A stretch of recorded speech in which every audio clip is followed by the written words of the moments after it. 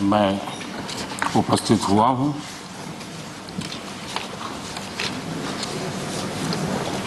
आदरणीय राष्ट्रपति जी ने अपने भाषण में आत्मनिर्भर भारत को लेकर के और आकांक्षी भारत को लेकर के गत दिनों के जो प्रयास हैं उसके संबंध में विस्तार से बात कही है। मैं सभी आदरणीय सदस्यों का बहुत आभार व्यक्त करता हूं जिन्होंने इस महत्वपूर्ण भाषण पर अपनी टिप्पणी की, अपने विचार रखे।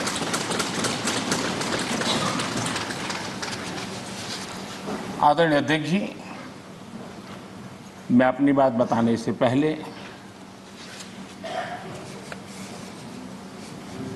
कल जो घटना घटी उसके लिए दो शब्द जरूर कहना चाहूंगा।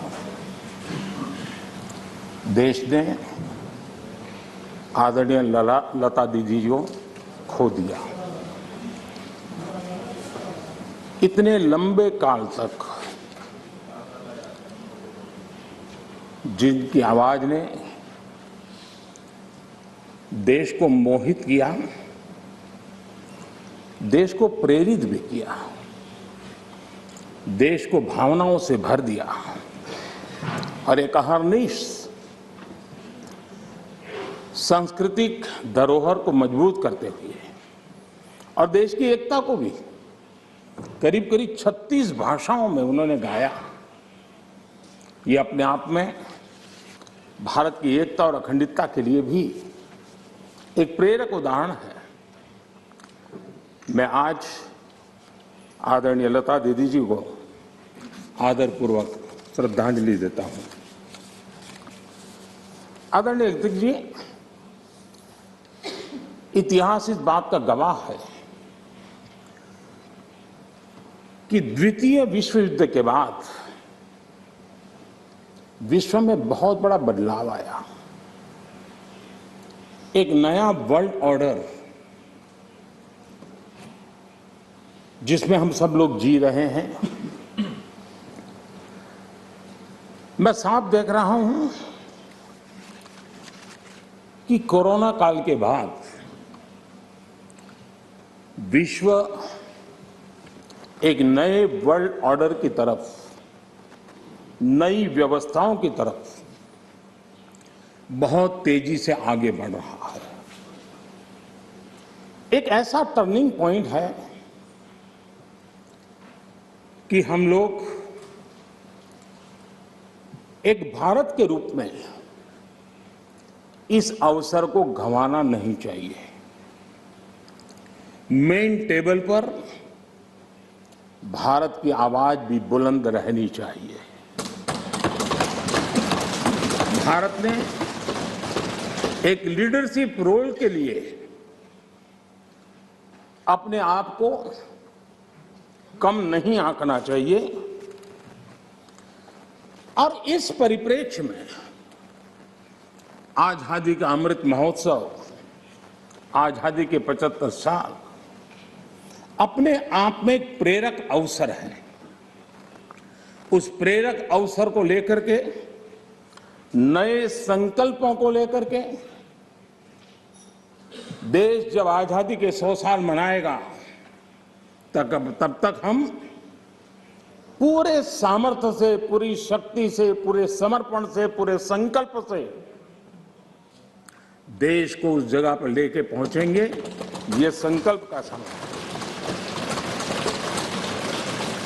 आदरणीय अध्यक्ष जी, बीते वर्षों में देश ने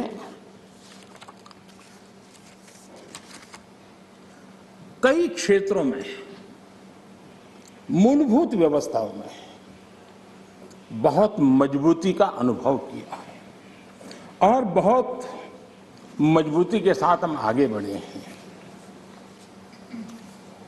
प्रधानमंत्री आवास योजना, गरीबों को रहने के लिए घर हो, ये कार्यक्रम तो लंबे समय से चला है, लेकिन जो गति जो व्यापकता, विशालता, विविधता उसने उसमें स्थान पाया, उसके कारण आज गरीब का घर भी लाखों से भी ज्यादा कीमत का बन रहा है।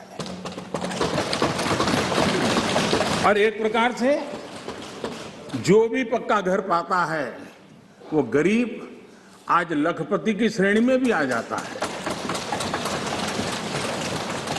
कौन हिंदुस्तानी होगा जिसको इस बात को सुनकर के गर्व न हो कि आज देश के गरीब से गरीब के घर में शौचालय बना है।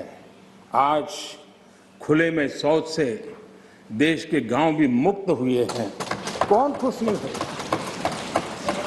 कौन खुश है?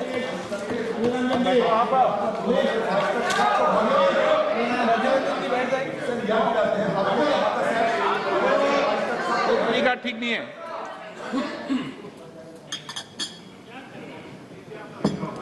हो गया?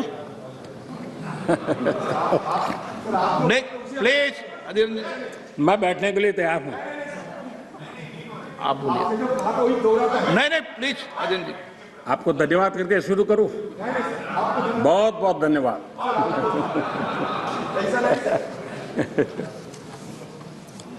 आपका प्यार अजरा अमर रहे।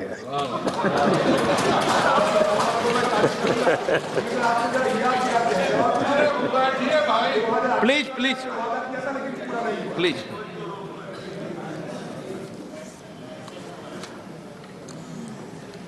आजादी के इतने सालों के बाद गरीब के घर में भी जब रोशनी होती है तो उसकी खुशियां देश की खुशियों को ताकत देती हैं।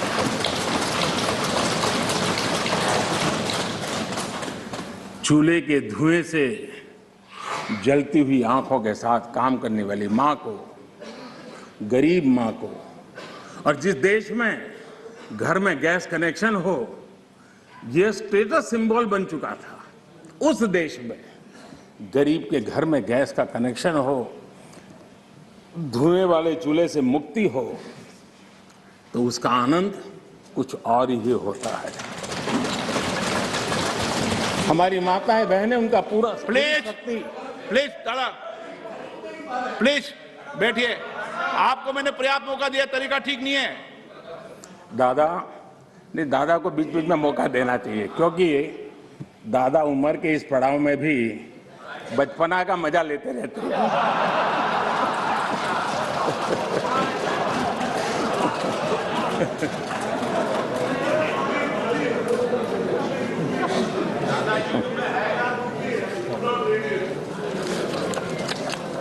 आज गरीब का बैंक में अपना खाता हो,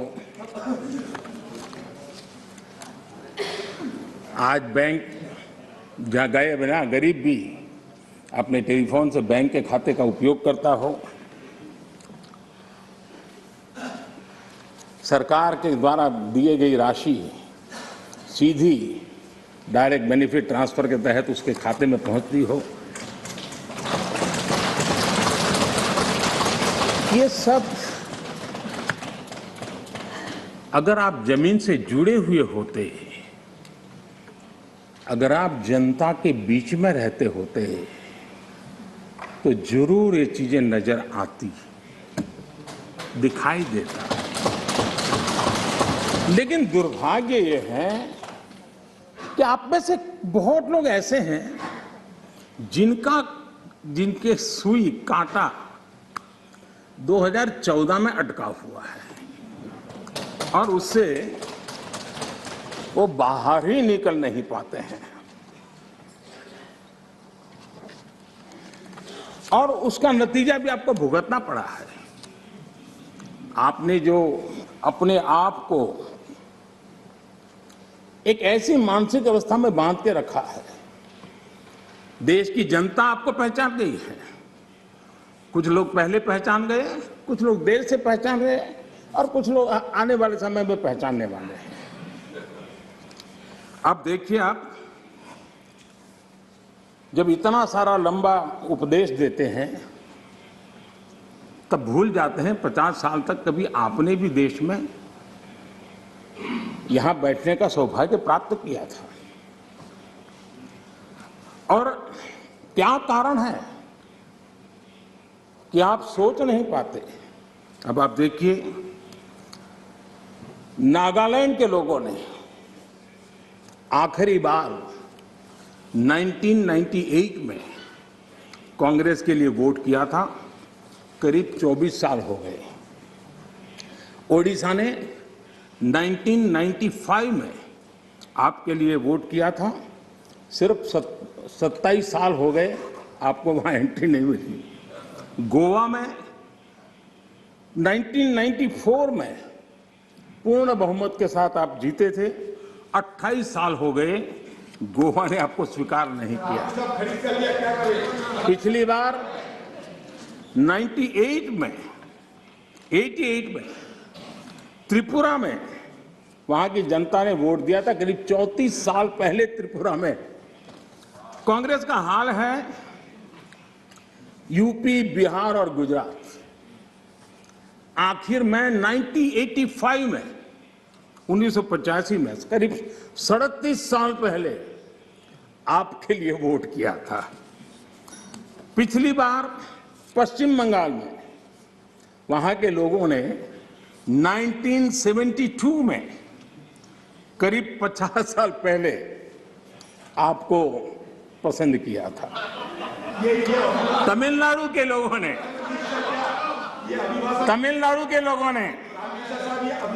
प्लीज तमिलनाडु, मैं इसके लिए सहमत हूं। आप कागज लेके बाद में बोल लेना। अगर आप उस मर्यादा का पालन करते और इस जगह का उपयोग न करते, और बड़ा दुर्भाग्य है देश का कि सदन जैसी पवित्र जगह देश के लिए काम आनी चाहिए, उसको दल के लिए काम में लेने का जो प्रयास हो रहा है, और उसके कारण जवाब देना हमारी मजबूरी बन जाती है।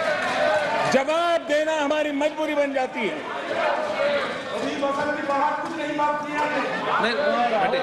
माननीय अध्यक्ष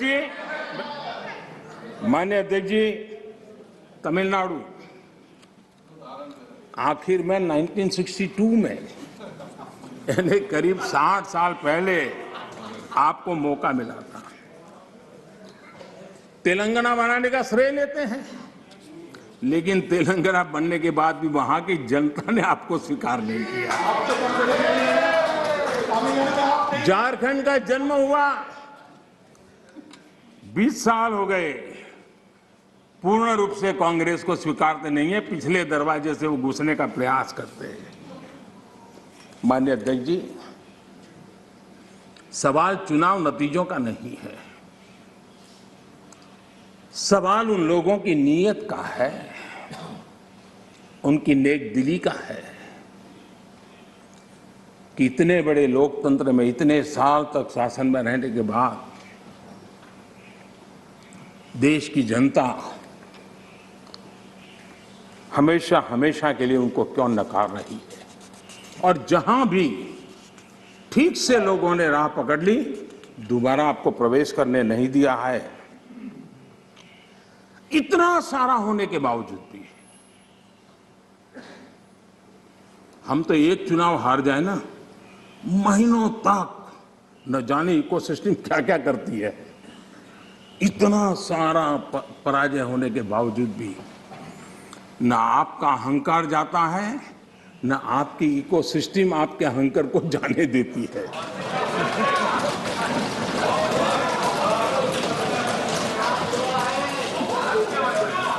रहिए। इस बार अधीर रंजन जी बहुत सारे शेर सुना रहे थे। चलिए, मौका मैं भी ले लूं। और जब अहंकार की बात मैं कर रहा हूं, तब तो मुझे कहना ही पड़ेगा, वो जब दिन को रात कहें तो तुरंत मान जाओ। वो जब दिन को रात कहें तो तुरंत मान जाओ। नहीं मानोगे तो वो दिन में नकाब ओढ़ लेंगे। 2 करोड़ की जरूरत हुई, रोजगार की बात कीजिए। जरूरत हुई प्लीज, आप जरूरत हुई तो हकीकत को थोड़ा बहुत मरोड़ लेंगे। वो मगरूर है, खुद की समझ पर बेइंतहा। उन्हें आईना मत दिखाओ, इन्हें आईना मत दिखाओ, वो आईने को भी तोड़ देंगे।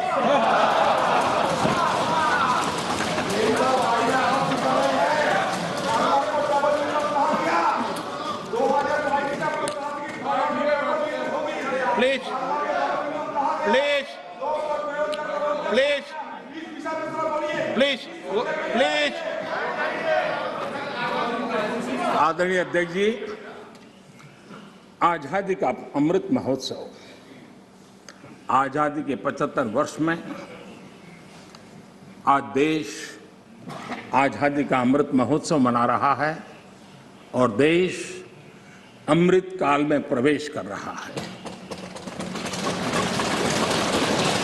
आजादी की इस लड़ाई में जिन जिन लोगों ने योगदान किया, वो किसी दल के थे या नहीं थे, इन सब से परे उठ करके देश के लिए जीने मरने वाले लोग, देश के लिए जवानी खपाने वाले लोग, ये हर किसी को स्मरण करने का, पुण्य स्मरण करने का अवसर है और उनके सपनों को याद करते हुए कुछ संकल्प लेने का अवसर है। आदरणीय अध्यक्ष जी, हम सब संस्कार से, स्वभाव से, व्यवस्था से लोकतंत्र के प्रतिबद्ध लोग हैं और आज से नहीं, सदियों से हैं। लेकिन ये भी सही है, आलोचना ये जीवंत लोकतंत्र का एक आभूषण है, लेकिन अंध विरोध ये लोकतंत्र का अनादर है।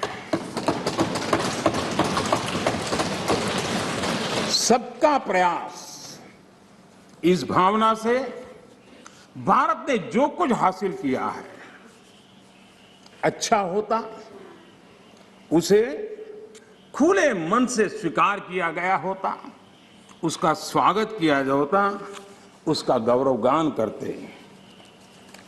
बीते 2 सालों में 100 साल का सबसे बड़ा वैश्विक महामारी का संकट पूरी दुनिया की मानव जात झेल रही है।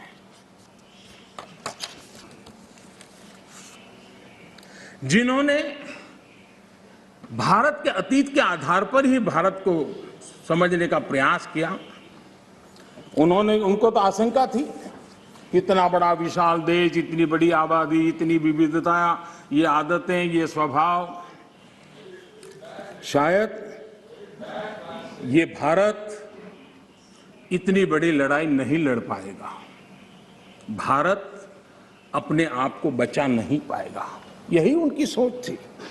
लेकिन आज स्थिति क्या है? मेड इन इंडिया कोविड टीके, कोविड वैक्सीन दुनिया में सबसे प्रभावी है। आज भारत 100% पहली डोज इस लक्ष्य के निकट करीब करीब पहुंच रहा है और लगभग 80% सेकंड डोज उसका पड़ाव भी पूरा कर लिया है।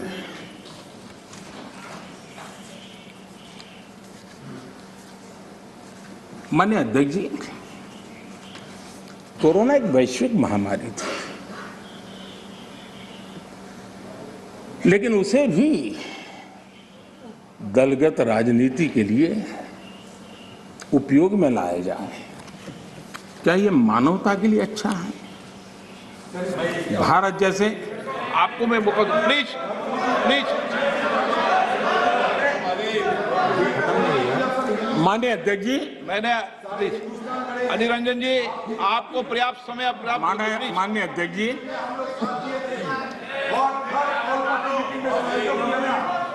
Please please. माननीय अध्यक्ष जी, मैंने तो किसी का नाम नहीं दिया।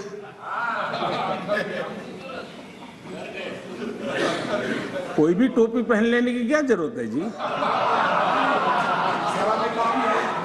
अरे क्यों? लेकिन जब आप खड़े ही हो गए तो अब मैं नाम दे करके बोलना चाहता हूं। अब आप खड़े ही हो गए हैं तो मैं नाम दे करके बोलना चाहता हूं। इस कोरोना काल में कांग्रेस ने तो हद कर दी।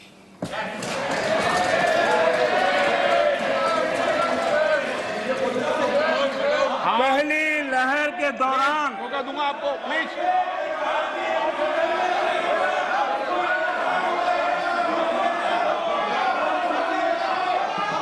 देखिए माननीय सदस्य, प्लीज बैठिए, ये तरीका ठीक नहीं है। आपको मैंने पर्याप्त, प्लीज बैठिए, please please please please please. माननीय अध्यक्ष जी, अभी तो मैंने सिर्फ इतना का हद कर दी। प्लीज। पहली लहर के दौरान आपको मैंने देश जब पर्याप्त अवसर दिया था। लॉकडाउन का पालन कर रहा था, जब WHO दुनिया भर के लोगों को सलाह देता था, सारे हेल्थ एक्सपर्ट कह रहे थे कि जो जहां है वहीं पर रुके। सारी दुनिया में यह संदेश दिया जाता था, क्योंकि मनुष्य जहां जाएगा, अगर वो कोरोना से संक्रमित है तो कोरोना साथ ले जाएगा। तब कांग्रेस के लोगों ने क्या किया? मुंबई के रेलवे स्टेशन पर खड़े रह करके मुंबई छोड़कर जाने के लिए प्रोत्साहित करने के लिए मुंबई में श्रमिकों को टिकट दिया गया, मुफ्त में टिकट दिया गया, लोगों को प्रेरित किया गया कि जाओ महाराष्ट्र में हमारे पर जो बोझ है वो जरा कम हो, और जाओ तुम उत्तर प्रदेश के हो, तुम बिहार के हो, जाओ वहां कोरोना फैलाओ। आपने ये बहुत बड़ा पाप किया, अफरा तफरी का माहौल खड़ा कर दिया।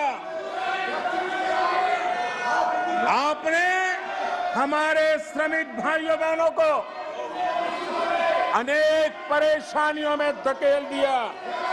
और माननीय अध्यक्ष जी, उस समय दिल्ली में ऐसी सरकार थी जो है, उस सरकार ने तो जीप पर माइक बांध करके दिल्ली की झुग्गी झोपड़ी में गाड़ी घुमा करके लोगों को कहा संकट बड़ा है, भागो, गांव जाओ, घर जाओ, और दिल्ली से जाने के लिए बसें दी, आधे रास्ते छोड़ दिया और श्रमिकों को लिए अनेक मुसीबतें पैदा की। और उसका कारण हुआ कि यूपी में, उत्तराखंड में, पंजाब में जिस कोरोना की इतनी गति नहीं थी, इतनी तीव्रता नहीं थी, इस पाप के कारण कोरोना ने वहां भी अपनी लपेट में ले लिया। माननीय अध्यक्ष जी, ये कैसी राजनीति है? मानव जात पर संकट के समय ये कैसी राजनीति है? ये दलगत राजनीति कब तक चलेगी? आदरणीय अध्यक्ष जी, कांग्रेस के इस आचरण से सिर्फ मैं ही नहीं, पूरा देश अचंभित है। 2 साल से देश 100 साल के सबसे बड़े संकट से मुकाबला जूझ कर रहा है। कुछ लोगों ने जिस प्रकार का व्यवहार किया, देश उससे सोच में पड़ गया है। क्या ये देश आपका नहीं है? क्या ये देश के लोग आपके नहीं हैं? क्या उनके सुख दुख आपके नहीं हैं?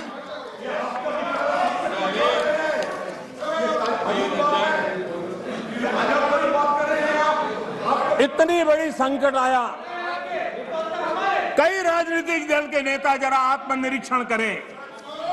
कितने राजनीतिक दल के नेता जो जनता के माने हुए नेता अपने आप को मानते हैं, उन्होंने लोगों को रिक्वेस्ट की हो, अपील की हो, भाई कोरोना का एक ऐसा संकट है, वैश्विक महामारी है, आप मास्क पहनो, हाथ धोना रखो, 2 गज की दूरी रखो। कितने नेता हैं?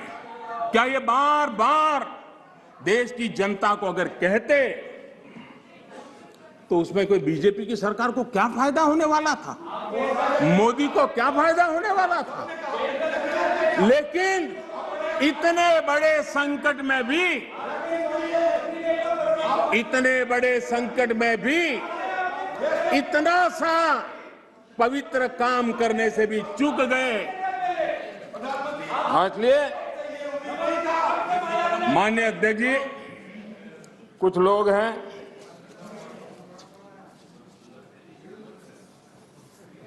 उनको ये इंतजार था कि कोरोना वायरस मोदी की छवि को चपेट में ले लेगा।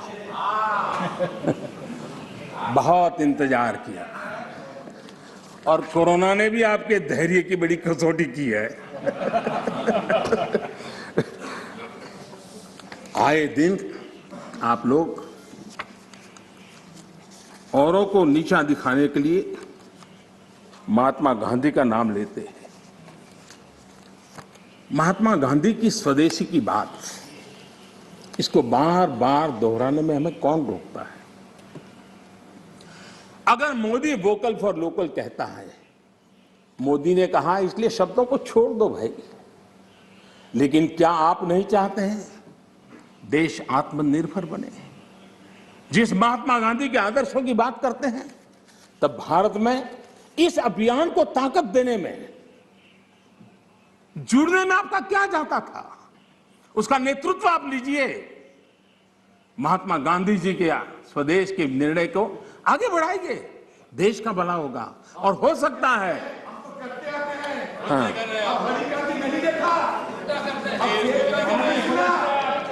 आप महात्मा गांधी के सपनों को सच होते देखना नहीं चाहते।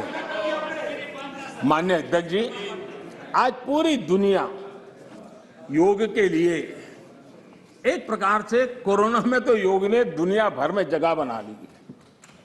दुनिया भर में कौन हिंदुस्तानी होगा जिसको योग के लिए गर्व ना हो? आपने उसका भी मजाक उड़ाया, उसका भी विरोध किया। अच्छा होता आप लोगों को कहते भाई संकट में घर में है, ये योगा कीजिए, आपको फायदा होगा। क्या नुकसान था? फिट इंडिया मूवमेंट चले, देश का नौजवान सशक्त हो, सामर्थ्यवान हो। आपको मोदी से विरोध हो सकता है। फिट इंडिया मूवमेंट, आपके राजनीतिक दलों के छोटे छोटे युवा मंच होते हैं। अगर हम सब ने मिलकर के अगर इस फिट इंडिया के द्वारा देश की युवा शक्ति को इस सामर्थ्य की तरफ आगे बढ़ने के लिए कहते, लेकिन उसका भी विरोध, उसका भी उपहास, यानी क्या हो गया है आपको मुझे समझ नहीं आ रहा है। और इसलिए मैं आज इसलिए कहता हूं आपको ध्यान में आए कि आप कहां खड़े हैं जी। और मैंने इतिहास बताया, 60 साल के लेकर 15 साल तक पूरा कालखंड, इतने राज्य, कोई आपको घुसने नहीं दे रहा है। माननीय अध्यक्ष जी, कभी कभी मैं ये विषय बहुत प्यार से कह रहा हूं, नाराज मत हो जाना।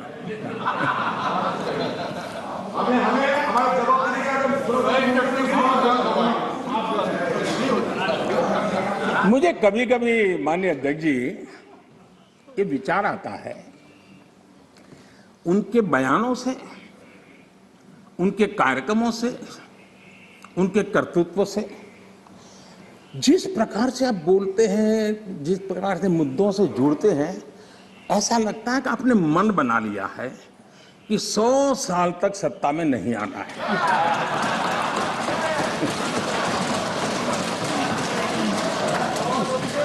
कोई ऐसा नहीं करता जी, थोड़ी सी भी आशा होती, थोड़ा सा भी लगता हाँ यार देश की जनता फिर से फुलहार करेगी, तो ऐसा नहीं करते।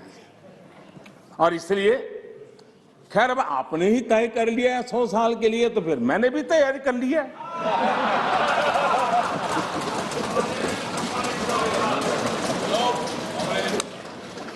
माननीय अध्यक्ष जी, ये सदन इस बात का साक्षी है कि कोरोना वैश्विक महामारी से जो बनी स्थितियां, जो स्थितियां उत्पन्न हुई, उसको निपटने के लिए भारत ने जो भी रणनीति बनाई, उसको लेकर के डे 1 से क्या क्या नहीं कहा गया, किसने क्या बोला, आज वो खुद देखेंगे तो उनको हैरानी हो जाए कि ऐसा कैसे बुलवा लिया, किसने बुलवा लिया, पता नहीं क्या बोल दिए हम लोग। दुनिया के और लोगों से बड़ी बड़ी कॉन्फ्रेंस कर गए, ऐसी बातें बुलवाई गई ताकि पूरे विश्व में भारत बदनाम हो। खुद को टिके रहने के लिए आर्थिक आयोजन को भारत कैसे चल रहा है, माय गॉड क्या कुछ कहा गया, बड़े बड़े पंडितों ने क्या क्या कहा, पूरी आपकी इकोसिस्टम लग गई थी। हम जो भी समझते थे, भगवान ने जो समझ दी थी, लेकिन समझ से ज्यादा समर्पण बहुत बड़ा था जी। और जहां समझ से समर्पण ज्यादा होता है, वहां देश और दुनिया को अर्पण करने की ताकत भी होती है, और वो हमने करके दिखाया है। और जिस रास्ते पर हम चले, आज विश्व के अर्थ जगत के सभी ज्ञाता इस बात को मानते हैं कि भारत ने जिस आर्थिक नीतियों को लेकर इस कोरोना कालखंड में अपने आप को आगे बढ़ाया, वो अपने आप में एक उदाहरणीय है। और अनुभव भी हम करते हैं, हमने देखा है।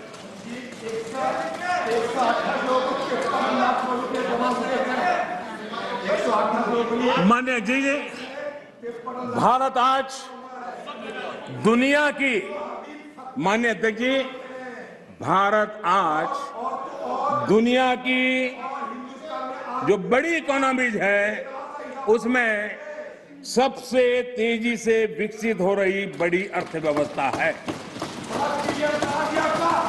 माननीय अध्यक्ष जी, इस कोरोना कालखंड में भी हमारे किसानों ने रिकॉर्ड पैदावार की, सरकार ने रिकॉर्ड खरीदी की। दुनिया के अनेक देशों में जहां खाने का संकट पैदा हुआ, और आपको पता होगा 100 साल पहले जो आपदा आई थी, उसके जो रिपोर्ट है उसमें ये बात कही गई है कि बीमारी से मरने वालों की जैसी तादाद है, वैसी भूख से मरने वालों की भी बड़ी तादाद है। उस समय के 100 साल पहले की रिपोर्ट में है। इस देश ने किसी को भूख से मरने नहीं दिया। 80 करोड़ से अधिक देशवासियों को मुफ्त राशन उपलब्ध कराया, और आज भी करा रहे हैं। माननीय अध्यक्ष जी, हमारा total export historically highest record पर है, और ये कोरोना काल में है। कृषि एक्सपोर्ट ऐतिहासिक रूप से टॉप पर पहुंचा है। सॉफ्टवेयर एक्सपोर्ट नई ऊंचाई तरफ बढ़ रहा है। मोबाइल फोन एक्सपोर्ट्स अभूतपूर्व वृद्धि हुई है। डिफेंस एक्सपोर्ट,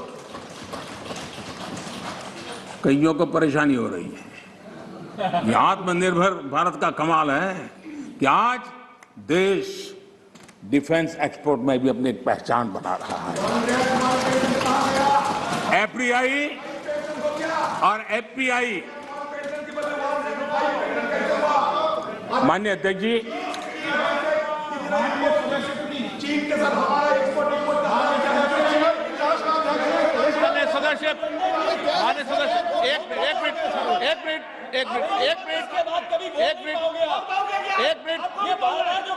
आप चुप रहिए, आप शांत रहिए, आप शांत रहिए प्लीज। माननीय सदस्य please please please please please please, एक मिनट चुप रहिए आप भी। माननीय सदस्य आप चुप रहिए, आपको किसने इजाजत दी? बैठिए। माननीय सदस्यगण, मैंने सभी माननीय सदस्यों को पर्याप्त समय पर्याप्त अवसर दिया है, लेकिन माननीय सदस्य, आपने जब बोला तो मैंने कहा कि कोई भी इस सदन में नेता बोल रहे हैं, कोई टिप्पणी नहीं करेंगे, लेकिन आज आप ये उचित व्यवहार नहीं है। सदन के नेता बोल रहे हैं, सदन की गरिमा को बनाए रखें, ये मेरा आपसे आग्रह है।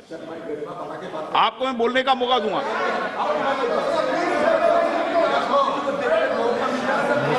ठीक है, आप बैठिए, आपको मौका नहीं दिया मैंने। माननीय प्रधानमंत्री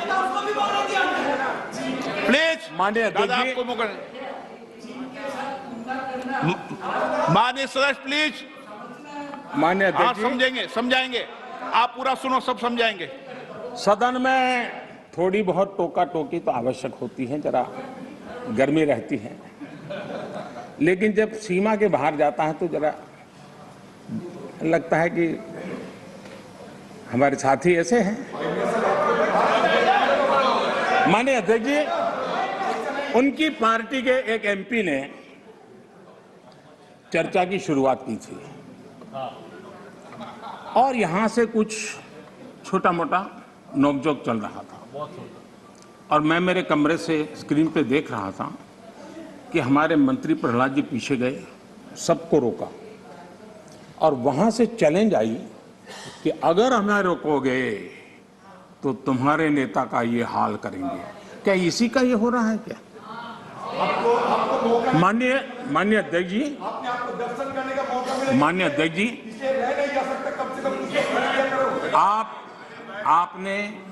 आपको अब हर एक को अपना सीआर सुधारने की कोशिश तो करनी चाहिए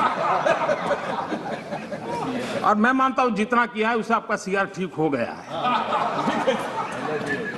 जिन लोगों को रजिस्टर करना है, आपके इस पराक्रम को कर लिया है जी, ज्यादा क्यों कर रहे हो? इस सत्र में तो कोई आपको नहीं निकालेगा, विश्वास करो। इस सत्र में आपको कोई निकालने का नहीं, मैं आपको गारंटी देता हूं।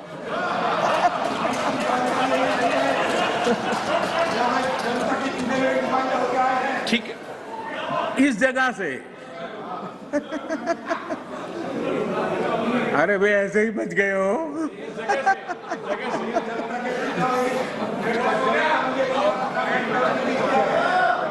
माननीय अध्यक्ष जी, एफडीआई और एफपीआई का रिकॉर्ड निवेश आज भारत में हो रहा है।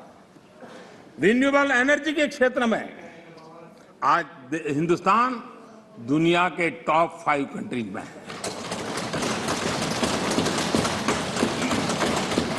माननीय अध्यक्ष जी, ये सब इसलिए संभव हुआ है कि कोरोना काल में इतना बड़ा संकट सामने होने के बावजूद भी अपने कर्तव्य को निभाते हुए इस संकट के काल में देश को बचाना है तो रिफॉर्म जरूरी थी और हमने वो जो रिफॉर्म किए उसका परिणाम है कि आज हम इस तरीके से स्थिति पर आगे पहुंचे। माननीय अध्यक्ष जी, एमएसएमई सदस्य प्लीज सहित आप बैठिए। हर उद्योग को गलत तरीका है आपका, जरूरी सपोर्ट दी, बैठिए, ऐसे नहीं चलेगा। नियमों को, प्रक्रियाओं को सरल किया। आत्मनिर्भर भारत का जो मिशन है उसको हमने चरितार्थ करने के लिए भरपूर कोशिश की। ये सारी उपलब्धियां ऐसे हालत में देश ने हासिल की हैं जब अंतर्राष्ट्रीय स्तर पर आर्थिक जगत में बहुत बड़ी उथल पाथल आज भी चल रही है। सप्लाई चेन पूरी तरह चरमरा गई है। लॉजिस्टिक सपोर्ट में अनेक संकट पैदा हुए हैं। दुनिया में सप्लाई चेन की वजह से केमिकल फर्टिलाइजर पर कितना बड़ा संकट आया है और भारत आयात करने पर डिपेंडेंट है। कितना बड़ा आर्थिक बोझ देश पर आया है। पूरी विश्व में हालत पैदा हुई है, लेकिन भारत ने किसानों को इस पीड़ा झेलने के लिए मजबूर नहीं किया। भारत ने वो सारा बोझ देश ने अपने कंधों पर उठाया और किसान को ट्रांसफर नहीं होने दिया है।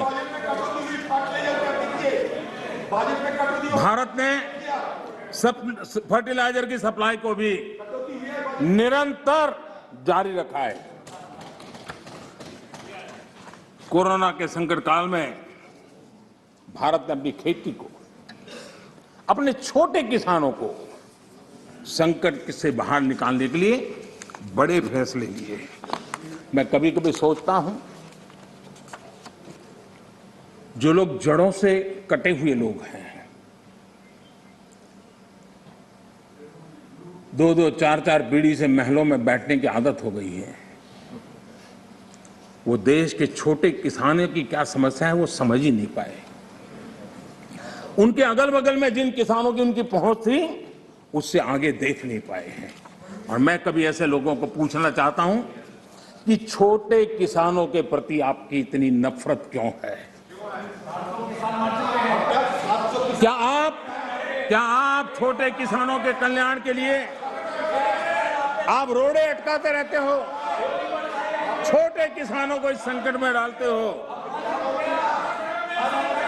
माननीय अध्यक्ष जी, अगर गरीबी से मुक्ति चाहिए तो हमें हमारे छोटे किसानों को मजबूत बनाना होगा। ग्रामीण अर्थव्यवस्था को मजबूत बनाना है तो हमारे छोटे किसानों को मजबूत बनाना होगा।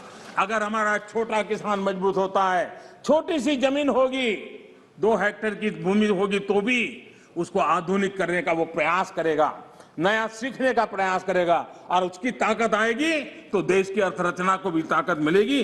और इसलिए आधुनिकता के लिए छोटे किसानों की तरफ ध्यान देने का हमारा प्रयास है। लेकिन छोटे किसानों के प्रति जिन लोगों के मन में नफरत है, जिन्होंने छोटे किसानों के दुख दर्द नहीं जाना है, उनको किसानों के नाम पर अपनी राजनीति करने का कोई हक नहीं बनता है। माननीय अध्यक्ष जी, इस बात को हमें समझना होगा। सैकड़ों वर्षों का गुलामी कालखंड, उसकी जो मानसिकता है, वो आजादी के 75 साल के बाद भी कुछ लोग बदल नहीं पाए। ये गुलामी की मानसिकता किसी भी राष्ट्र की प्रगति के लिए बहुत बड़ा संकट होती है। लेकिन माननीय अध्यक्ष जी, आज देश का मैं एक चित्र देखता हूं। एक ऐसा समुदाय, एक ऐसा वर्ग है, आज भी वो गुलामी की मानसिकता में जीता है। आज भी 19वीं सदी के काम, उस सोच, उनसे में जकड़ा हुआ है। और 20वीं सदी के जो कानून है, वही कानून उसको कानून लगते हैं। माननीय अध्यक्ष जी, गुलामी की मानसिकता, इन 19वीं सदी का रहन सहन, 20वीं सदी के कानून 21वीं सदी की आकांक्षाएं पूरी नहीं कर सकते। 21वीं सदी के अनुकूल हमें बदलाव बहुत जरूरी है। माननीय अध्यक्ष जी, जिस बदलाव को हमने अस्वीकार किया, उसका परिणाम क्या है?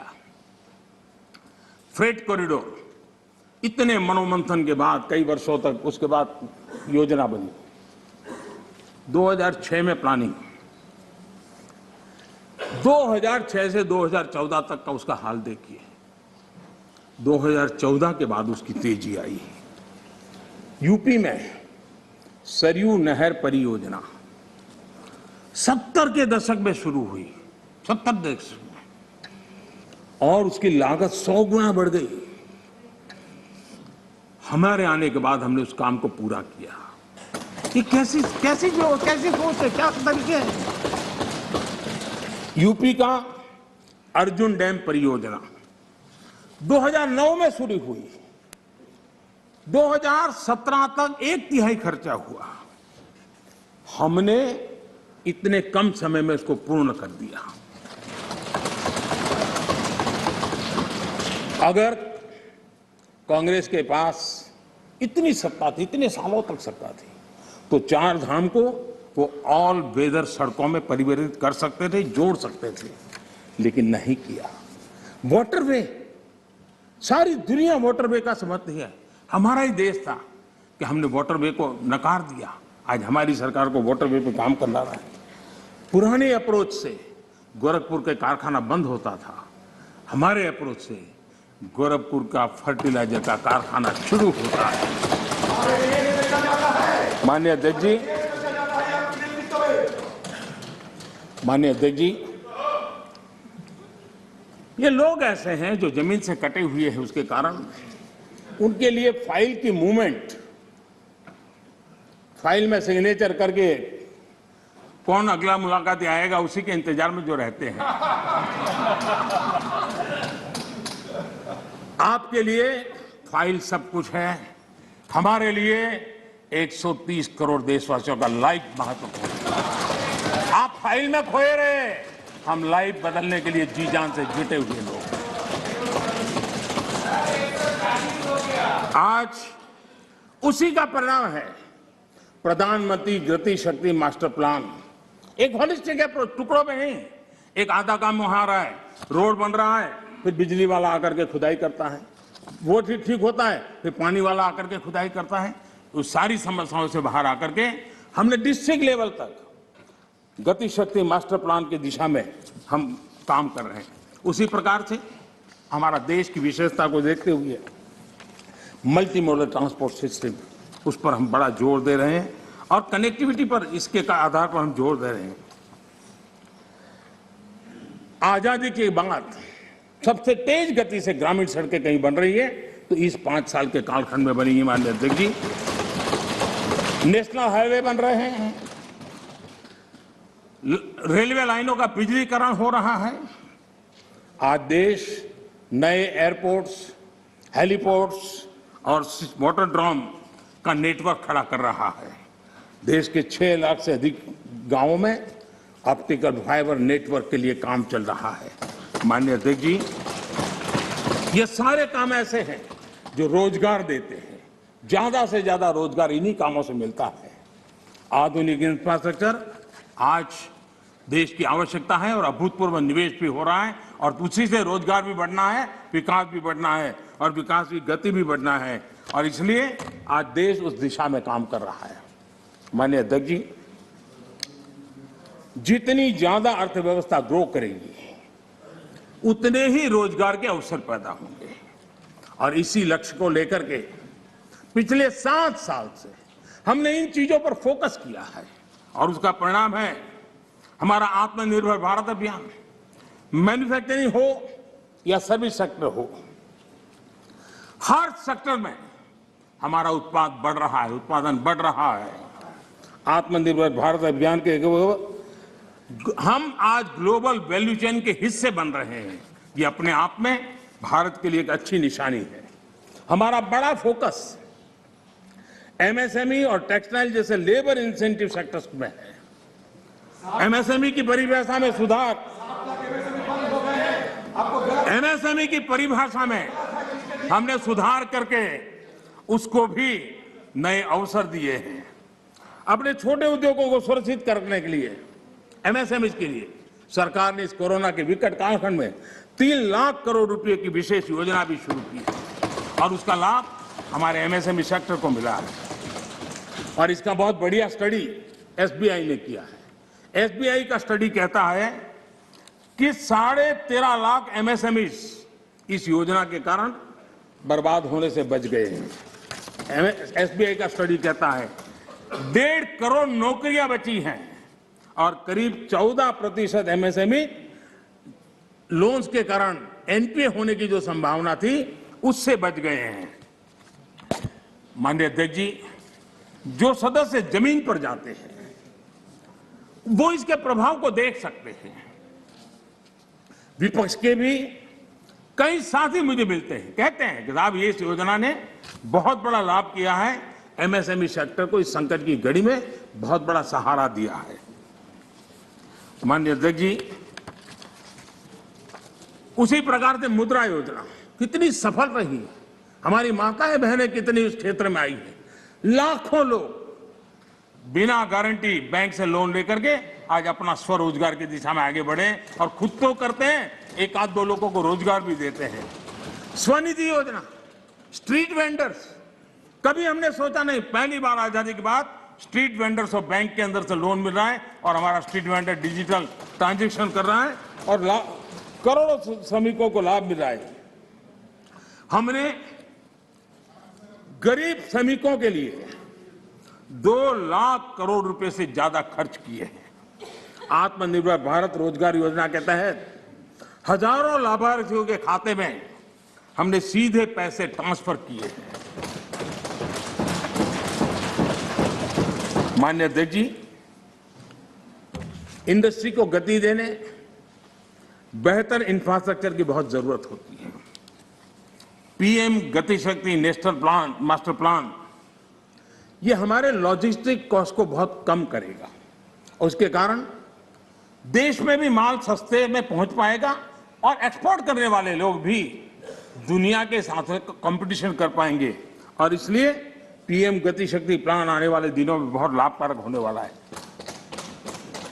माननीय अध्यक्ष जी, सरकार ने एक और बड़ा काम किया है। नए क्षेत्रों को, एंटरप्रेन्योर्स को, उसके लिए हमने ओपन कर दिया है। आत्मनिर्भर भारत योजना के तहत स्पेस, डिफेंस, ड्रोन्स, माइनिंग को प्राइवेट सेक्टर को आज देश के विकास में भागीदार बनने के लिए हमने निमंत्रित किया है। देश में एंटरप्रेन्योर्स के लिए बेहतर माहौल बनाने के लिए सिंपल टैक्स सिस्टम की शुरुआत, हजारों कंप्लायंसेस हमारे देश में आदत ऐसी हुई, हर डिपार्टमेंट ये लाओ, वो लाओ, ये कागज लाओ, वो नाम लाओ, वो सारा करीब 25,000 कंप्लायंसेस हमने खत्म किए हैं। आज मैं तो राज्यों से भी आग्रह करूंगा कि वे भी ढूंढ के ऐसे कंप्लायंसेस खत्म करें। देश के नागरिकों को परेशानी हो रही है, उसको समझे हम लोग। आज देश में इस प्रकार के बैरियर्स हटाए जा रहे हैं। डोमेस्टिक इंडस्ट्री को लेवल प्ले फील्ड देने के लिए एक के बाद एक कदम हम उठाते जा रहे हैं। माननीय अध्यक्ष जी, आज देश उस पुरानी अवधारणा से बाहर निकल रहा है। हमारे देश में सोच बन गई कि सरकार ही भाग्य विधाता है, तुम्हें सरकार पर ही निर्भर रहना पड़ेगा, तुम्हारी आशा अपेक्षाएं कोई पूरी नहीं कर सकता है, सरकार ही करेगी, सब कुछ सरकार देगी। ये हम लोगों ने इतना ईगो पाल के रखा था और उसके कारण देश के सामर्थ्य को भी चोट पहुंची है। और इसलिए सामान्य युवा के सपने, युवा कौशल, उसके रास्ते हम नए सिरे से सोचना शुरू किया। सब कुछ सरकार करती है ऐसा नहीं है, देशवासियों की ताकत अनेक गुना ज्यादा होती है। वो सामर्थ्य के साथ अगर संकल्प के साथ जुड़ जाते हैं तो परिणाम मिलता है। आप देखिए 2014 के पहले हमारे देश में सिर्फ 500 स्टार्टअप थे। जब अवसर दिया जाता है देश के नौजवानों को तो क्या परिणाम आता है। इन 7 साल में 2014 के पहले 500 स्टार्टअप, इस 7 साल में 60,000 स्टार्टअप इस देश में काम कर रहे हैं। ये मेरे देश के युवाओं की ताकत है और उसमें यूनिकॉर्न बन रहे हैं और एक एक यूनिकॉर्न यानी हजारों करोड़ की उसकी वैल्यू तय हो जाती है। माननीय अध्यक्ष जी, और बहुत ही कम समय में भारत के यूनिकॉर्न सेंचुरी बनाने की दिशा में आगे बढ़ रहे हैं। ये बहुत बड़ा अचीवमेंट। हजारों करोड़ की कंपनी बनने में पहले दशकों लग जाते थे। आज हमारे नौजवानों की ताकत है, सरकार की नीतियों के कारण साल 2 साल के अंदर हजारों करोड़ के कारोबार को उनके आसपास वो देख पा रहे हैं। आज माननीय अध्यक्ष जी, हम स्टार्टअप्स, यूनिकॉर्न्स में, इस मामले में दुनिया में टॉप 3 में पहुंच गए हैं। कौन हिंदुस्तानी होगा जिसको गर्व नहीं होगा। लेकिन ऐसे समय इस सरकार का अंत विरोध करने की जिनको आदत लग गई है, सुबह सुबह शुरू हो जाते हैं। और यहां मैंने देखा हमारे अधीर रंजन जी कह रहे थे, क्या रखा है, मोदी मोदी मोदी मोदी करते रहते हो, है यही कर रहे थे। हाँ, बोले साहब लोग मोदी मोदी मोदी बोल रहे हैं, आप क्यों बोल रहे हैं?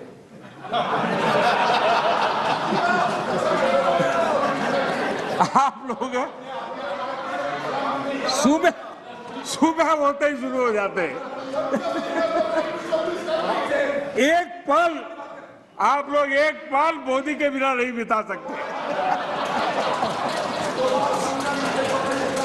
अरे मोदी तो आपकी प्राण शक्ति है। मोदी जी प्रधानमंत्री, इसलिए मोदी जी का नाम तो करना ही पड़ेगा।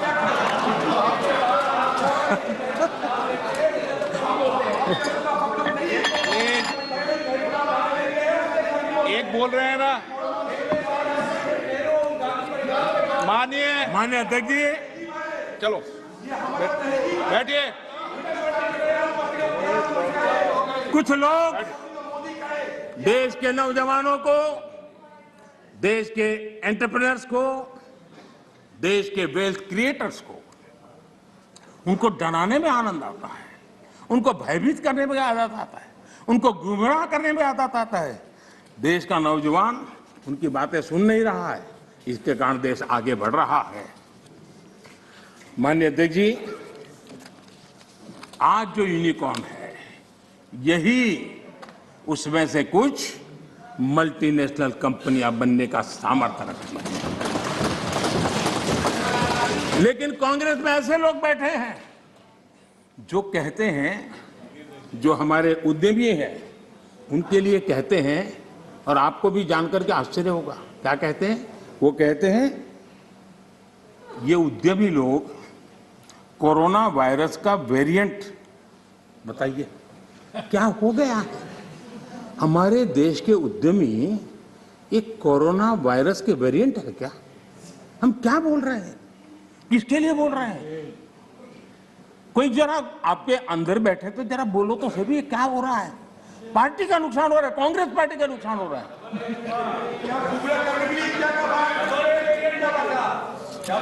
माननीय अध्यक्ष जी, जो इतिहास के जो लोग इतिहास से सबक नहीं लेते हैं, वो इतिहास में खो जाते हैं। माननीय अध्यक्ष जी, ये मैं इसलिए कह रहा हूं, जरा 60 से 80 का दायका, 60 से 80 का दायका, उनके सभी प्रमुख लोग उसमें आ जाते हैं जो देश का नेतृत्व करते थे। उस कालखंड की बात कर रहा हूं। 60 से 80 के दशक में क्या नैरेटिव होता था? कांग्रेस के ही सत्ता साथी, कांग्रेस के साथ रहकर के सुख भोगने वाले लोग, ये वही लोग पंडित नेहरू जी की सरकार को और श्रीमती इंदिरा गांधी जी की सरकार को क्या कहते थे? ये तो टाटा बिरला की सरकार है, इस सरकार को तो टाटा बिरला चला रहे हैं। 60 से 80 दशक तक यही बातें बोली जाती थी, नेहरू जी के लिए बोली जाती थी, इंदिरा जी के लिए बोली जाती थी, और आपने उनके साथ भागीदारी की सत्ता में, लेकिन उनकी आदतें भी ले ली, आप भी उसी भाषा को बोल रहे हो। मैं देख रहा हूं आप इतने नीचे गए हो, इतने नीचे गए हो। हां, मुझे लगता है कि आज पंचिंग बैग बदल गया है, लेकिन आपकी आदत नहीं बदली है। मुझे विश्वास है यही लोग सदन में कहने की हिम्मत करते थे, बाहर तो बोलते ही थे, जहां मौका मिले चुप नहीं रहते थे। वो कहते हैं मेक इन इंडिया हो ही नहीं सकता है। बताओ, इसमें आनंद आ रहा है? कोई ऐसा हिंदुस्तान के लिए सोच सकता है क्या कि मेक इन इंडिया हो ही नहीं सकता? अरे भाई, आपको तकलीफ होगी, हम आकर के करेंगे, ठीक है, ऐसा बोलो। देश को क्यों गाली देते हो जी? देश के खिलाफ क्यों बोलते हो? मेक इन इंडिया हो नहीं सकता। मेक इन इंडिया का मजाक उड़ाया गया, और आज देश की युवा शक्ति ने, देश के एंटरप्रेन्योर ने करके दिखाया है। आप मजाक के विषय बन गए हो।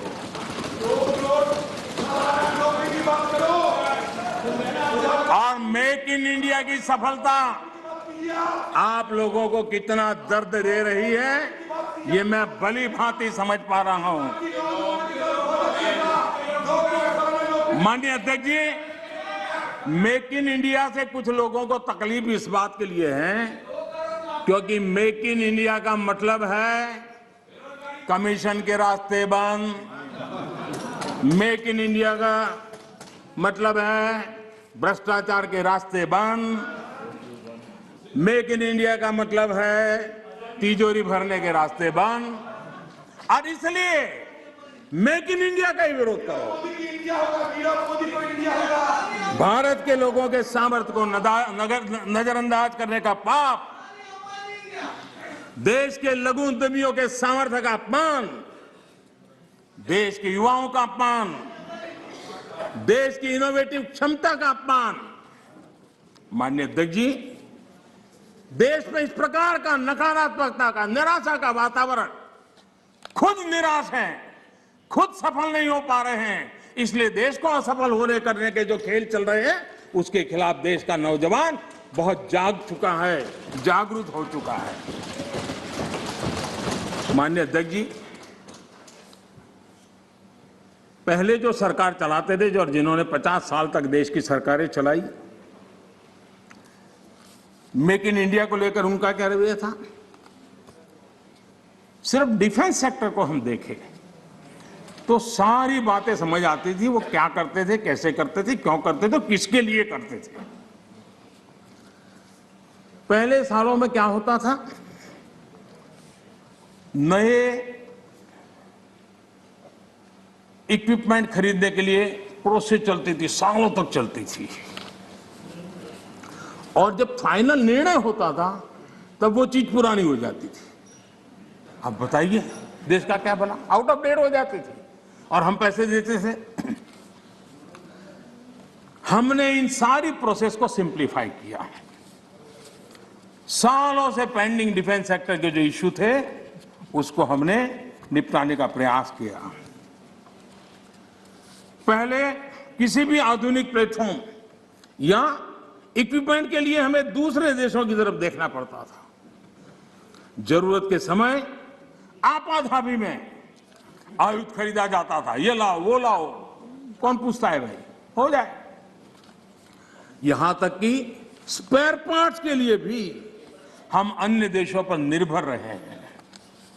दूसरों पर निर्भर होकर इस देश की सुरक्षा निश्चित नहीं कर सकते हैं। हमारे पास यूनिक व्यवस्था होनी चाहिए, हमारी अपनी व्यवस्था होनी चाहिए। रक्षा क्षेत्र में आत्मनिर्भर होना ये राष्ट्र सेवा का भी एक बहुत बड़ा काम है, और जो मैं देश के नौजवानों को भी आह्वान करता हूं कि आप अपने कैरियर में इस क्षेत्र को चुनिए, हम ताकत के साथ खड़े होंगे। माननीय अध्यक्ष जी, इस बजट में भी हमने ज्यादा से ज्यादा रक्षा उपकरण भारत में ही बनाएंगे, भारतीय कंपनियों से ही खरीदेंगे, ये बजट में प्रावधान किया है। बाहर से लाने के रास्तों बंद करने की दिशा में हम कदम बढ़ाए हैं। हमारी सेनाओं की जरूरत पूरी होने के अलावा हम एक बड़े डिफेंस एक्सपोर्टर बनने का सपना लेकर के चल रहे हैं, और मुझे विश्वास है ये संकल्प भी पूरा होगा। मैं जानता हूं कि रक्षा सौदों में कितनी बड़ी ताकतें पहले अच्छे अच्छों को खरीद लेती थी, ऐसी ताकतों को मोदी ने चुनौती दी, और इसलिए मोदी पर उनकी नाराजगी नहीं, गुस्सा होना भी बहुत स्वाभाविक है, और उनका गुस्सा प्रकट भी होता रहता है। माननीय अध्यक्ष जी,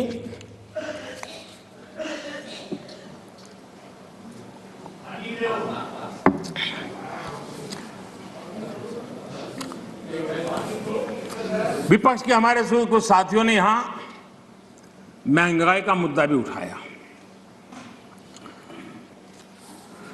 अच्छा लगता, देश का भी भला होता अगर आपकी ये चिंता तब भी होती जब कांग्रेस के नेतृत्व में यूपीए की सरकार थी। ये दर्द उस समय भी होना चाहिए था। आप शायद भूल गए हैं, मैं जरा आपको याद दिलाना चाहता हूं। कांग्रेस सरकार के आखिरी 5 सालों में लगभग पूरे कार्यकाल में देश को डबल डिजिट महंगाई की मार झेलनी पड़ी थी। हमारे आने से पहले ये स्थिति थी। कांग्रेस की नीतियां ऐसी थी कि सरकार खुद मानने लगी थी कि महंगाई उसके नियंत्रण से बाहर है। 2011 में तत्कालीन वित्त मंत्री जी ने लोगों से बेशर्मी के साथ कह दिया था कि महंगाई कम करने के लिए किसी अलादीन के जादू की उम्मीद न करें। ये आपके नेताओं की असंवेदनशीलता। हमारे चिदंबरम जी, जो कि इन दिनों इकोनॉमी पर अखबारों में लेख लिखते हैं, जब सरकार में थे तब क्या कहते थे? उस समय के नेता क्या कह रहे थे आपके? वो कहते थे 2012 में उन्होंने कहा था कि लोगों को 15 रुपये की पानी की बोतल और 20 रुपये की आइसक्रीम खरीदने में तकलीफ नहीं होती, लेकिन गेहूं चावल पर 1 रुपया बढ़ जाए तो बर्दाश्त नहीं के होता। ये आपके नेताओं के बयान, यानी महंगाई के प्रति कितना असंवेदनशील रवैया था, ये चिंता का कारण है। माननीय अध्यक्ष जी, महंगाई देश के सामान्य मानवी से सीधा जुड़ा हुआ मुद्दा है और हमारी सरकार ने, एनडीए सरकार ने पहले दिन से सतर्क और संवेदनशील रह करके इस मसले को बारीकाई से हैंडल करने का प्रयास किया है और इसलिए हमारी सरकार महंगाई नियंत्रण को अपनी वित्तीय पॉलिसी का प्राथमिक लक्ष्य बनाया हमने। माननीय अध्यक्ष जी, 100 साल में आई इतनी बड़ी महामारी के इस कालखंड में भी हमने प्रयास किया कि महंगाई और जरूरी चीजों की कीमत आसमान न छुए। सामान्य मानवी के लिए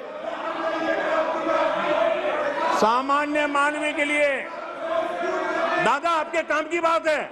अरे आपके काम की बात है, मजा लो ना, आपके काम आएगा। थोड़ा मैं आगे जाऊंगा तो आपके काम आएगा।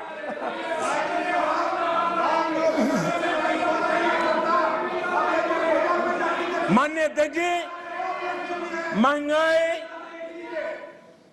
और जरूरी चीजों की कीमत आसमान न छुए। सामान्य मानवी के लिए, खासकर गरीब के लिए महंगाई बर्दाश्त की सीमा से बाहर न हो और महंगाई को नियंत्रण में रखने के लिए हमने क्या किया है, ये आंकड़े खुद बता रहे हैं। कांग्रेस के जहां महंगाई दर डबल डिजिट में थी, 10% से ज्यादा थी, वहीं 2014 से 2020 तक महंगाई 5% से कम रही है। 5% से कम रही है। कोरोना के बावजूद आपको मैं बोलने देना चाहता हूं तो क्या आगे आपकी मजा होने वाली है, जरा इंतजार करो, आ रहा हूं। कोरोना के बावजूद इस साल महंगाई 5.2% रही है और उसमें भी फूड इन्फ्लेशन 3% से कम रही है। आप अपने समय में वैश्विक परिस्थितियों की दुहाई देकर पल्ला झाड़ लेते थे। वैसे महंगाई पर कांग्रेस के राज में पंडित नेहरू जी ने लाल किले से क्या कहा, वो जरा आपको मैं बताना चाहता हूं। पंडित नेहरू देश के पहले प्रधानमंत्री लाल किले से बोल रहे हैं। देखिए, आपकी इच्छा रहती है ना, मैं पंडित जी का नाम नहीं बोलता हूं, आज मैं बार बार बोलने वाला हूं। आज तो नेहरू जी ही नेहरू जी।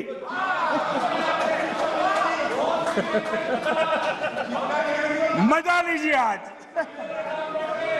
आपके नेता कहेंगे मजा आ गया।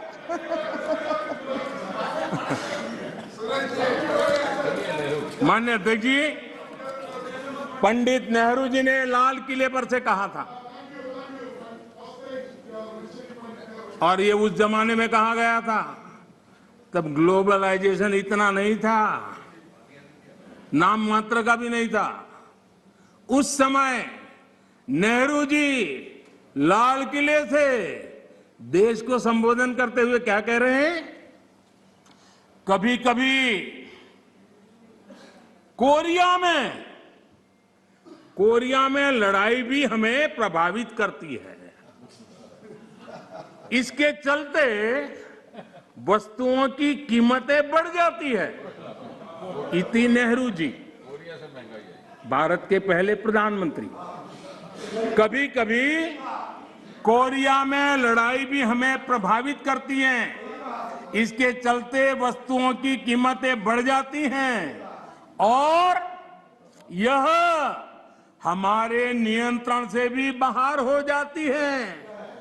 देश के सामने देश का पहला प्रधानमंत्री हाथ ऊपर कर देता है, हाथ ऊपर कर देता है। आगे क्या कहते हैं? देखो जी, आपके काम की बात है। आगे कहते हैं, पंडित नेहरू जी आगे कहते हैं,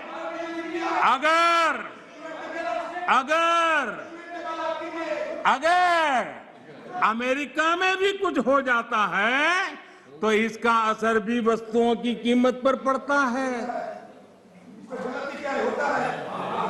सोचिए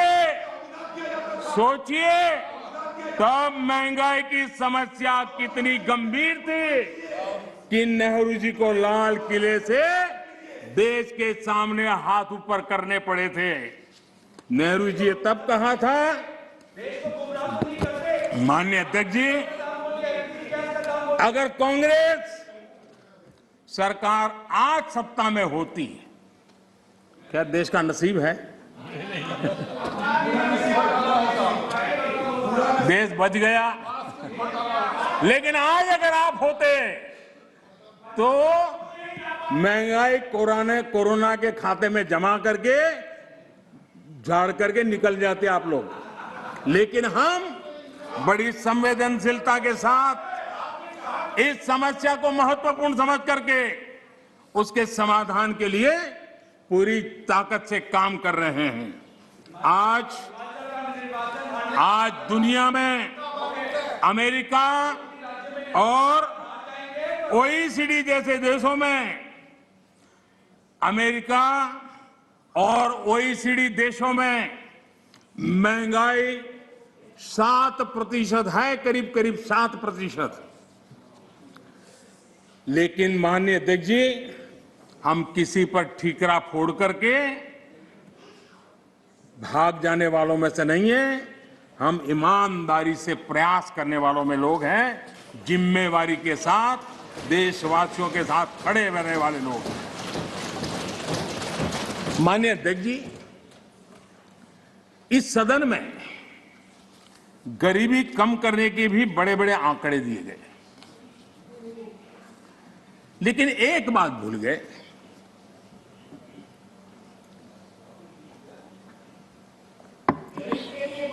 माननीय सदस्य प्लीज। इस देश का गरीब इतना विश्वासघाती नहीं है कि कोई सरकार उसकी भलाई के काम करे और वो फिर उसको ही सत्ता से बाहर करे। ये देश के गरीब के स्वभाव में नहीं है। आपकी ये दुर्दशा इसलिए आई क्योंकि आपने मान लिया था कि नारे देकर के गरीबों को अपनी चुंगाल में फंसाए रखोगे, लेकिन गरीब जाग गया, गरीब आपको जान गया। इस देश का गरीब इतना जागरूक है कि आपको 44 सीटों पर समेट दिया, 44 सीट पे लाकर के रोक दिया। कांग्रेस 1971 से गरीबी हटाओ के नारे पर चुनाव जीतती रही थी। 40 साल बाद गरीबी तो हटी नहीं, लेकिन कांग्रेस सरकार ने नई परिभाषा दे दी। माननीय अध्यक्ष जी, देश के नौजवानों ने इन बातों को जानना बहुत जरूरी है। और अध्यक्ष जी, आप देखिए कि ये डिस्टर्ब तब करते हैं कि उनको अंदाजा आता है चोट बड़ी गहरी होने वाली है। उनको मालूम है कि मुसीबत में फंसे हैं आज, और कुछ लोग बोल करके भाग जाते हैं और झेलना ऐसे बेचारों को पड़ता है।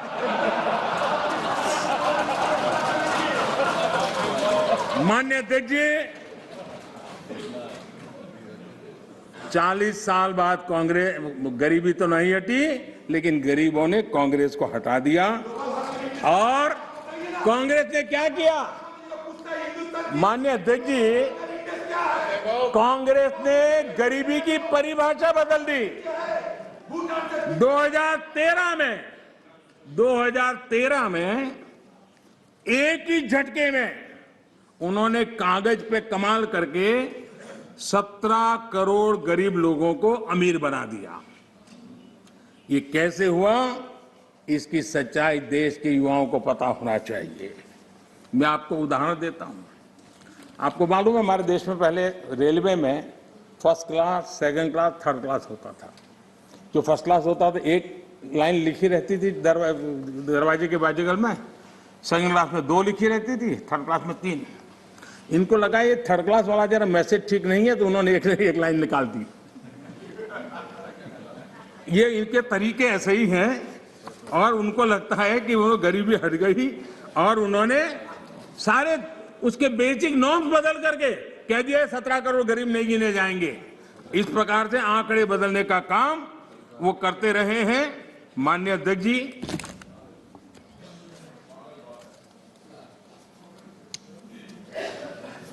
यहां कुछ तात्विक मुद्दों को उठाने की कोशिश की। मैंने तो समझने की बहुत कोशिश की, शायद कोई समझ पाया हो, ऐसा तो मुझे अभी कोई मिला नहीं है। लेकिन जो को समझ पाया होगा तो मैं समझने के लिए तैयार हूं। ऐसे कुछ बातें सुनता हूं तो। माननीय अध्यक्ष जी, सदन में राष्ट्र को लेकर बातें हुई, ये बातें हैरान करने वाली है। मैं मेरी बात रखने से पहले एक बात दोहराना चाहता हूं, और मैं कोट कर रहा हूं। यह जानकारी बेहद हैरत में डालने वाली है कि बंगाली, मराठे, गुजराती, तमिल, आंध्र, उड़िया, असमी, कन्नड़, मलयाली, सिंधी, पंजाबी, पठान, कश्मीरी, राजपूत और हिंदुस्तानी भाषा भाषी जनता से बसा हुआ विशाल मध्य भाग कैसे सैकड़ों वर्षों से अपनी अलग पहचान बनाए हैं। इसके बावजूद इन सबके गुण दोष कमोबेश एक से हैं। इसकी जानकारी पुरानी परंपरा और अभिलेखों से मिलती है। साथ ही इस पूरे दौरान वे स्पष्ट रूप से ऐसे भारतीय बने रहे जिनकी राष्ट्रीय विरासत एक ही थी और उनकी नैतिक और मानसिक विशेषताएं भी समान थी। एक कोटेशन है। अध्यक्ष महोदय, हम भारतीयों की इस विशेषता को बताते हुए इस कोटेशन में दो शब्द गौर करने वाले हैं, राष्ट्रीय विरासत। और ये कोट पंडित नेहरू जी का है। ये बात कही थी नेहरू जी ने, और अपनी किताब भारत की खोज में है। हमारी राष्ट्रीय विरासत एक है, हमारे नैतिक और मानसिक विशेषताएं एक है। क्या बिना राष्ट्र के ये संभव है? इस सदन का ये कहकर भी अपमान किया गया कि हमारे संविधान में राष्ट्र शब्द नहीं आता।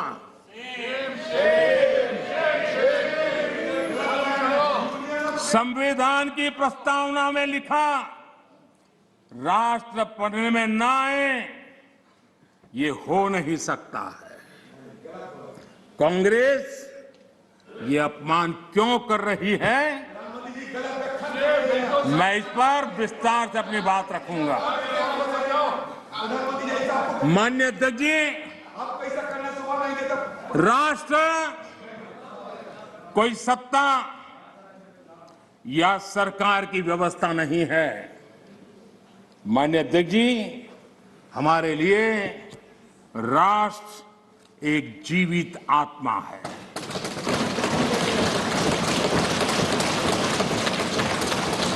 और इससे हजारों साल से देशवासी जुड़े हुए हैं और जूझते रहे हैं। हमारे यहां विष्णु पुराण में कहा गया है, ये किसी भाजपा वाले ने नहीं लिखा है, विष्णु पुराण में कहा गया है, उत्तरम यत् समुद्रस्य हिमाद्रश्च दक्षिणम वर्ष तद भारतम नाम भारती यत्र संतति ही। यानी समुद्र के उत्तर में और हिमालय के दक्षिण में जो देश है उसे भारत कहते हैं तथा उनकी संतानों को भारती कहते हैं।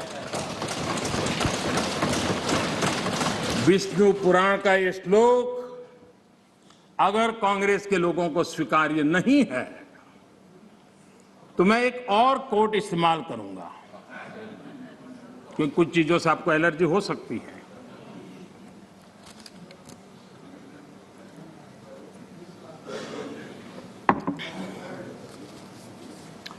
मैं कोट कह रहा हूं, एक क्षण आता है मगर इतिहास में विरल ही आता है जब हम पुराने से बाहर निकलकर नए युग में कदम रखते हैं। जब एक युग समाप्त हो जाता है, जब एक देश की लंबे समय से दबी हुई आत्मा मुक्त होती है। ये भी नेहरू जी के ही बोल है। आखिर किस नेशन की बात नेहरू जी कर रहे थे जी? ये नेहरू जी कह रहे हैं। और माननीय अध्यक्ष जी, यहां तमिल सेंटिमेंट को आग लगाने की भारी कोशिश की गई।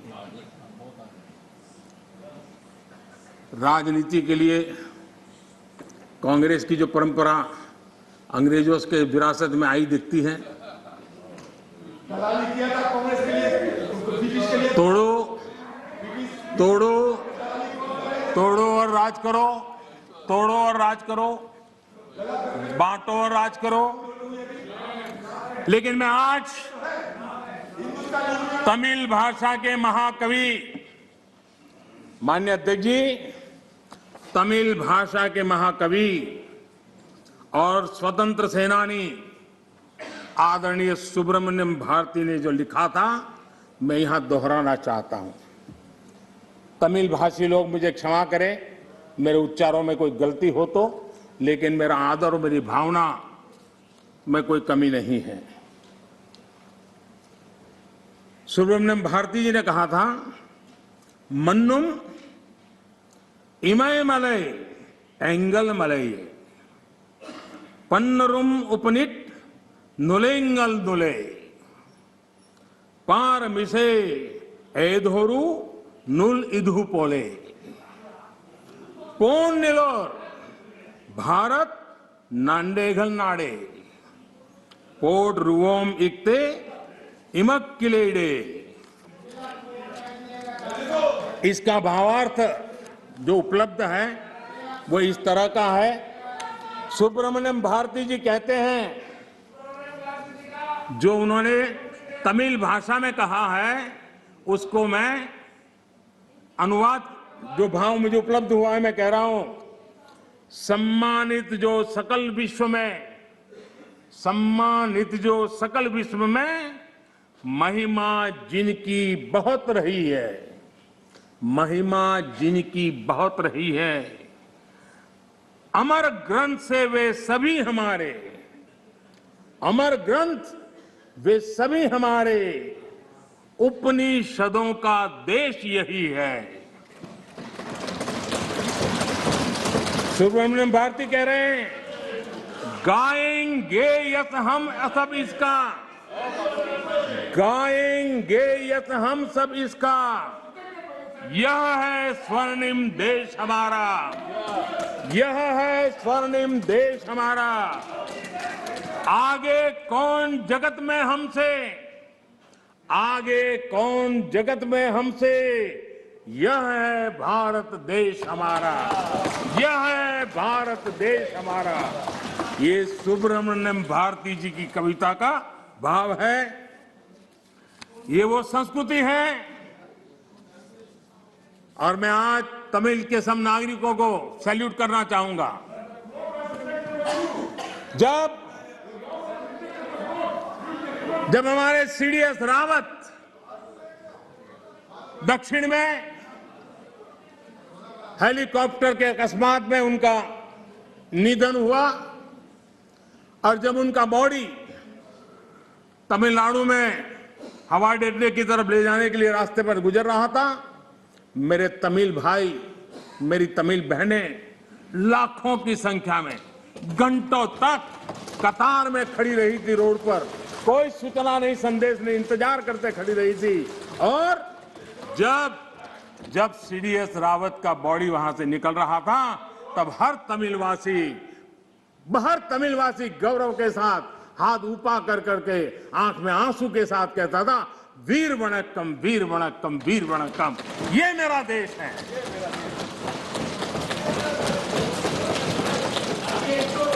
लेकिन कांग्रेस को हमेशा से इन बातों से नफरत रही है।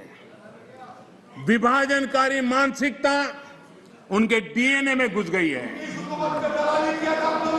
अंग्रेज चले गए लेकिन बांटो और राज करो, ये नीति कांग्रेस ने अपना चरित्र बना लिया है।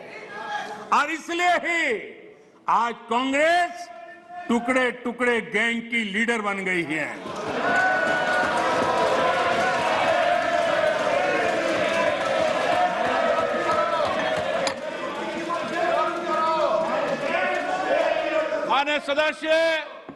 मान्य सदस्य प्लीज, मैंने सभी मान्य सदस्यों को पर्याप्त समय पर्याप्त अवसर दिया था।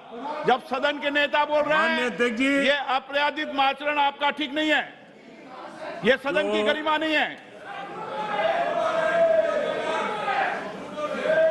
जो लोकतंत्र की प्रक्रिया से हमें रोक नहीं पा रहे हैं वो यहां अनुशासनहीनता करके हमें रोकने की कोशिश कर रहे हैं, लेकिन इसमें भी विफलता मिलेगी, इसमें भी विफलता मिलेगी। माननीय अध्यक्ष महोदय, कांग्रेस पार्टी का सत्ता में आने की इच्छा खत्म हो चुकी है, लेकिन जब कुछ मिलने वाला नहीं है तो कम से कम बिगाड़ तो दो। ये फिलॉसफी पर आज निराशावादी, लेकिन उस मोह में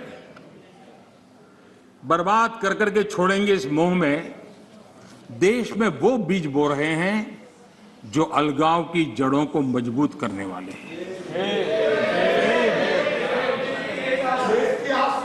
सदन में ऐसी बातें हुई कि जिसमें देश के कुछ लोगों को उकसाने का भरपूर प्रयास किया गया। अगर पिछले 7 साल से कांग्रेस के हर कारनामे, हर गतिविधि उसको बारीकी से देखेंगे तो हर चीज को अगर धागे में बांध करके देखेंगे तो इनका गेम प्लान क्या है वो बिल्कुल समझ में आता है, और वो ही मैं आज उनका खुला कर रहा हूं। माननीय अध्यक्ष जी, आपका गेम प्लान कोई भी हो,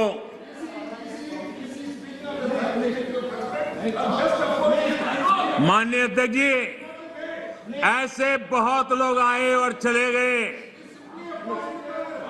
लाखों कोशिशें की गई, अपने स्वार्थवश की गई, लेकिन ये देश अजरा अमर है। इस देश को कुछ नहीं हो सकता। आने वालों को, इस प्रकार की कोशिश करने वालों को हमेशा कुछ न कुछ गंवाना पड़ा है। ये देश एक था, श्रेष्ठ था। यह देश एक है, यह देश श्रेष्ठ है और श्रेष्ठ रहेगा।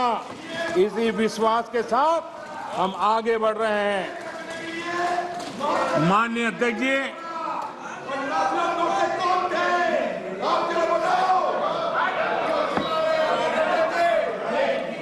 माननीय अध्यक्ष जी, माननीय अध्यक्ष जी, यहां कर्तव्यों की बात करने पर भी ऐतराज जताया गया है।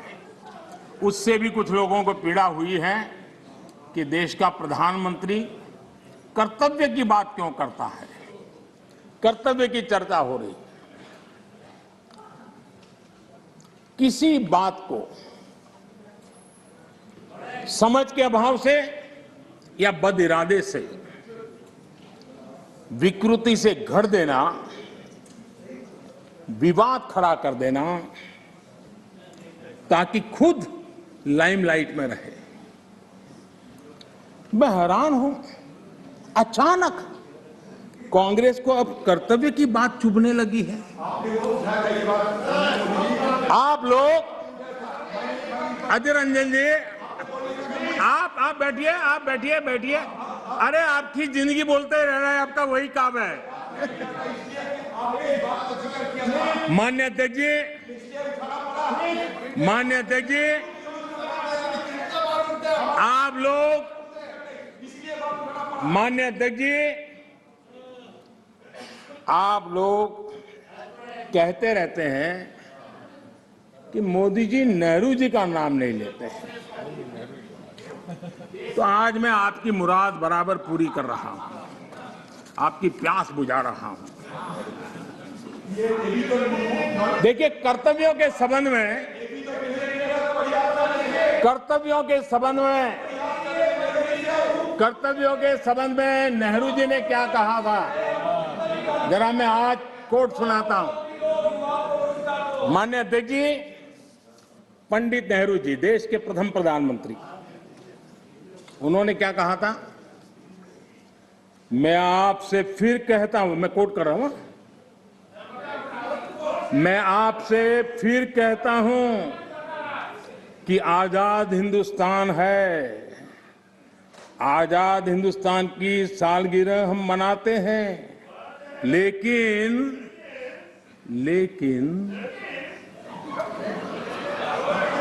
आ गया समझ?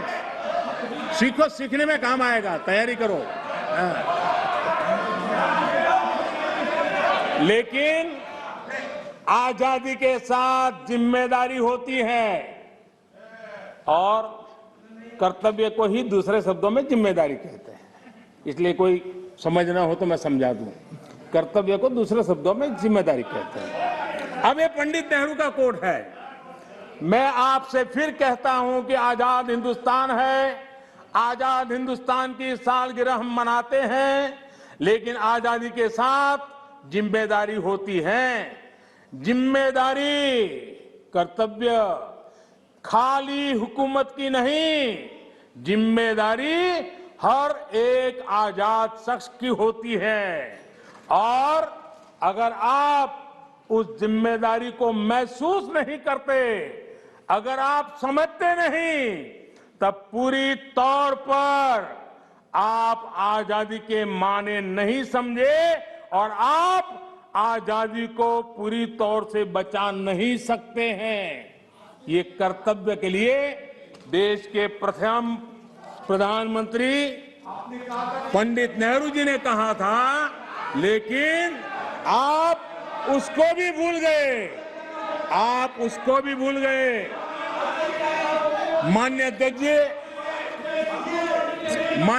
जी, मैं सदन का ज्यादा समय लेना नहीं चाहता हूं, अब वो भी थक गए हैं। माननीय अध्यक्ष जी,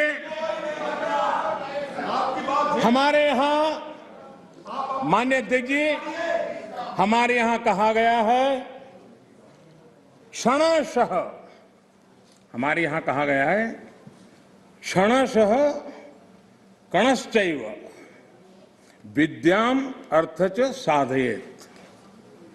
क्षणे नष्टे कुतो विद्या कणे नष्टे कुतो धनम। अर्थात विद्या ज्ञान के लिए एक एक पल महत्वपूर्ण होता है। संपत्ति संसाधनों के लिए एक एक कण जरूरी होता है। एक एक क्षण बर्बाद करके ज्ञान हासिल नहीं किया जा सकता और एक एक कण बर्बाद किया गया, छोटे छोटे संसाधनों का समुचित प्रयोग नहीं किया गया तो संसाधन व्यर्थ हो जाते हैं। मैं कांग्रेस और उसके सहयोगियों से कहूंगा, आप ये मंथन जरूर कीजिए कि कहीं आप इतिहास के इस महत्वपूर्ण अहम क्षण को नष्ट तो नहीं कर रहे हैं। मुझे सुनाने के लिए, मेरी आलोचना करने के लिए, मेरे दल को कोसने के लिए बहुत कुछ है, कर सकते हैं आप और आगे भी करते रहिए, मौकों की कमी नहीं है।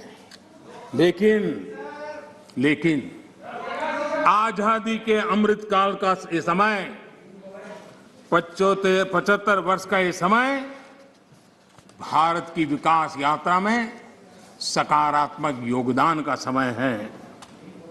मैं विपक्ष के और यहां पर बैठे हुए भी सभी साथियों से और इस सदन के माध्यम से देशवासियों से भी आजादी के इस अमृत महोत्सव के पर्व पर आग्रह करता हूं, निवेदन करता हूं, अपेक्षा करता हूं कि आओ इस आजादी के अमृत महोत्सव को हम नए संकल्पों के साथ, आत्मनिर्भर भारत बनाने के संकल्प के साथ एकजुट होकर हम लग जाएं, कोशिश करें पिछले 75 साल में जहां जहां हम कम पड़े हैं उसको पूरा करें और आने वाले 2047 के शताब्दी वर्ष बनाने से पहले देश को कैसा बनाना है उसका संकल्प लेकर के आगे बढ़े। देश के विकास के लिए मिलकर के काम करना है। राजनीति अपने जगह पर है, हम दलगत भावनाओं से ऊपर उठ करके देश की भावनाओं को लेकर के जिए।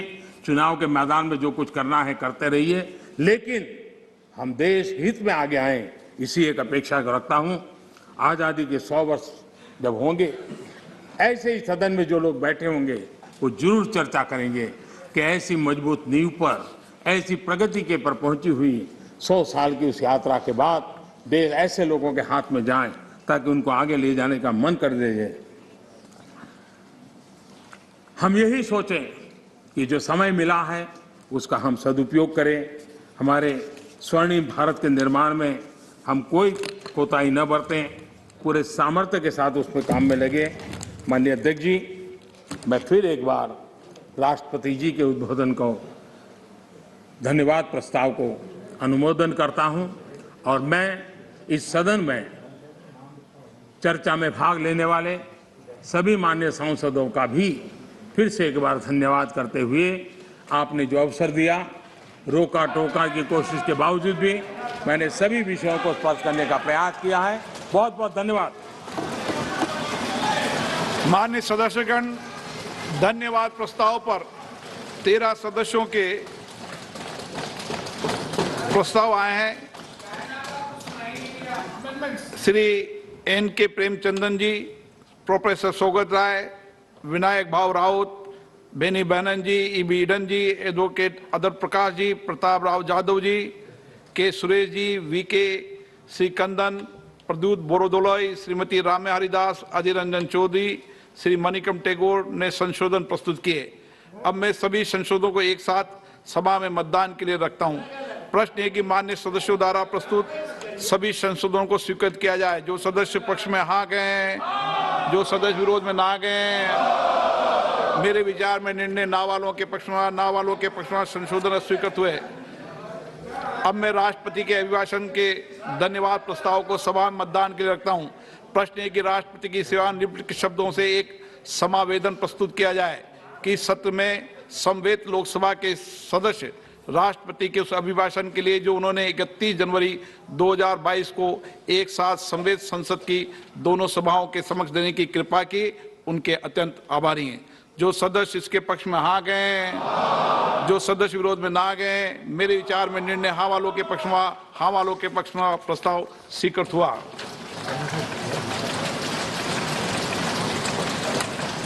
अब केंद्रीय बजट पर सामान्य चर्चा होगी और उसके बाद जो शून्यकाल के लोग बचे हैं उन पर होगी।